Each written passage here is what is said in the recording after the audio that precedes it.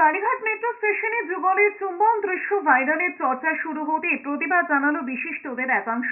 Press ক্লাবে আয়োজিত আলোচনা সভায় উপস্থিত বিশিষ্ট তথা উদ্যোক্তাদের বক্তব্য, সেন্সর সিনেমা নয়, মানুষের মনে হওয়া উচিত। প্রশ্ন তুলেছেন, সিনেমা ওটিটি প্ল্যাটফর্মে অনেক অবাঞ্ছিত দৃশ্য, অশ্রাব্য গালিগালাজ করা হয়, তখন যারা প্রকাশ্যে যুগলের চুম্বন নিয়ে প্রশ্ন তুলেছেন তারাই উপভোগ করেন, সেই সময় তাদের মুখে কুলুপ থাকে। কিন্তু এখন তারাই আবার যুগলের অন্তরঙ্গ মুহূর্ত নিয়ে গেল রব তুলেছেন। পাশাপাশি যুগলের অনুমতি ছাড়া কিভাবে তাদের অন্তরঙ্গ মুহূর্ত ক্যাপচার করা হলো তা নিয়েও প্রশ্ন তুলেছেন তারা। বিশিষ্টরা জানিয়েছেন 2025-এর শুরুটা যেন ভালোভাবে হয়, যাতে কোনটা নৈতিক কোনটা অনৈতিক এটার প্রয়োজনীয়তা যেন মানুষ ভালোভাবে বোঝে, তবেই সমাজে হবে। এই সেন্সের কথাটা আমাদের মনে কানে গেঁথে যায় এবং আমার মনে হয়েছে যে এই সেন্সারটা বোধহয় এখন মানুষের মনে গাঁথাটা বেশি প্রয়োজন।